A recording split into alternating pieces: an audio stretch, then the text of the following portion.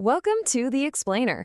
Today, we are opening the door on one of the most common, yet, let's be honest, most mysterious things in your entire house, your refrigerator.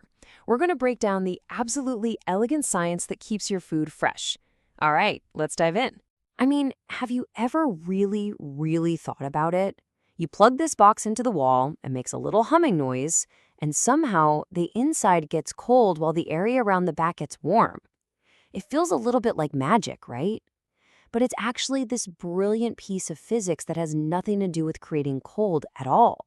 And this right here is the absolute key to understanding everything else we're going to talk about. Your fridge is not a cold-making machine. Nope.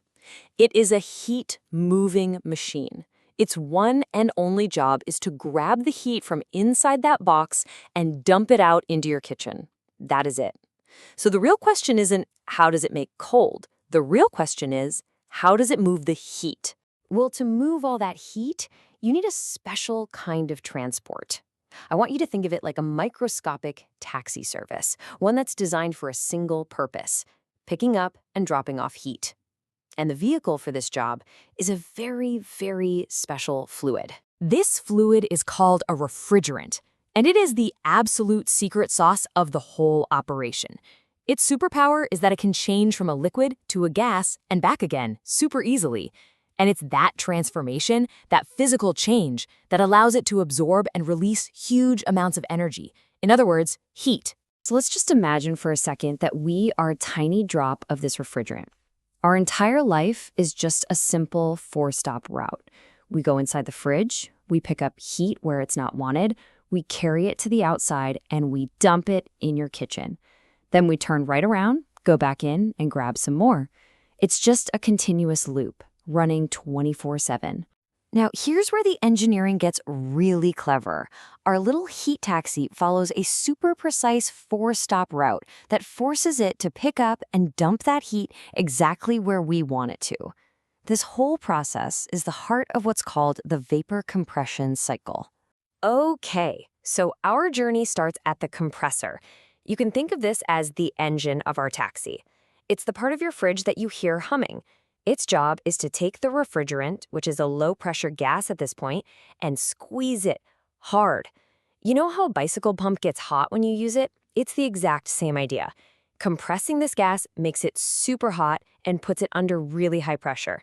So now our refrigerant is a hot, high-pressure gas, and it flows into those big winding coils you see on the back of an older fridge. This is the condenser. And because that gas is now way hotter than your kitchen, all that heat it's carrying naturally radiates out into the room. As it loses the heat, the gas cools down and condenses back into a high-pressure liquid. This is the heat-dumping part of the trip. Mission accomplished for now. Okay, so we've got a high-pressure liquid that's just dumped its heat cargo, but it's not actually cold yet. The real magic trick happens right here. It gets forced through an incredibly tiny nozzle, something called an expansion valve. And when that liquid bursts out the other side into a much larger space, the pressure just drops, instantly and dramatically. This sudden drop causes it to partially vaporize and become intensely cold. And that brings us to the final stop, inside the fridge. This now super cold, low-pressure liquid flows into another set of coils called the evaporator. And because it's so much colder than the milk and the leftovers in your fridge, heat from your food just eagerly flows into the refrigerant, kind of like water soaking into a sponge. All that absorbed heat makes the refrigerant boil and turn back into a low-pressure gas, ready to head straight back to the compressor to start the whole trip over again. So there it is. Squeeze, radiate, drop pressure, absorb. That's the route. Now, let's put on our engineering hats for just a minute and look at the perfect version of this trip. This is what's known as the ideal vapor compression cycle. It's the perfect theoretical blueprint. So this just lays out that perfect trip with the more technical names. You've got compression, where we add energy to the gas. Condensation, where it gets rid of heat and turns into a liquid. Then expansion, where both the pressure and the temperature just plummet. And finally, evaporation, where it soaks up heat and becomes a gas again. It's a perfect, elegant, repeating loop. This table really gives you a great snapshot of the whole journey. Look, at point 1, heading into the compressor, our taxi is a gas, and it's full of heat it just picked up. After the compressor at point 2, it's a hot, pressurized gas. Then by point 3, it's passed through the condenser, dumped its heat, and turned into a liquid. And finally, at point 4, after that expansion valve, it's a super cold mix, primed and ready to go absorb more heat. But, theory is one thing, and the real world, well, it's always a little messier, isn't it? A perfect map is great, but the actual journey our heat taxi takes has a few really important detours. These are safety checks, basically, to make sure the system runs safely and efficiently for years and years. So the biggest difference between the ideal trip and the real one comes down to a couple of things. In the real world, you get tiny pressure drops in the pipes. Think of them as bumpy roads. But way more important, engineers add 2 really clever steps into the process, something called superheating and another called subcooling. Okay, let's talk about that first detour, superheating. This is all about safety. See, the compressor, the heart of the system, is built to squeeze gas, not liquid.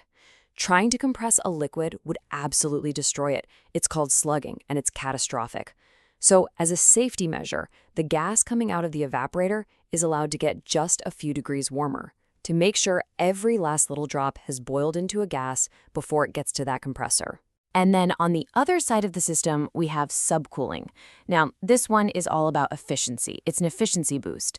After the refrigerant turns into a liquid in those condenser coils, it's cooled down just a few extra degrees. This makes sure it's a totally stable, dense liquid before it hits that expansion valve. And that little tweak makes the cooling process inside the fridge way more effective. You get more cooling power for your electricity. And this isn't just theory. You can see it right here in the numbers. In a perfect, ideal world, the refrigerant might enter the compressor at minus 20 degrees Celsius. But in a real fridge with superheating, it actually enters at more like minus 14. See that? That 6-degree difference is the safety buffer. And same thing on the other side. Ideally, it leaves the condenser at 30 degrees, but with subcooling, we can get it down to 27, giving it extra cooling punch. Okay, so we've looked at the simple idea, we've seen the perfect theory, and we've walked through the real-world application. But why does digging into this one concept matter so much? Why is this important? Because this 4-step cycle, compression, condensation, expansion, and evaporation, is, and I am not exaggerating, one of the most important and influential inventions in all of modern history. Think about it. It's not just your kitchen fridge. It's the air conditioner that keeps you cool. It's every single freezer in the grocery store. It's what keeps the massive data centers that run the internet from literally melting. It's what preserves life-saving medicines and crucial scientific samples. This simple little loop is the invisible engine that's running our entire modern world. So here's the big takeaway. This is the crucial point. It's not about memorizing the names of the parts. It's about getting that core idea of moving heat. Because once you understand how your refrigerator works, you actually understand the fundamental principle behind this huge array of technologies that shape our lives every single day. And that really leaves us with a final thought, doesn't it? We've just pulled back the curtain on the invisible engine of cooling. Now that you can see the blueprint, where else do you spot it working, silently and efficiently, shaping the world all around you? Thanks for watching The Explainer.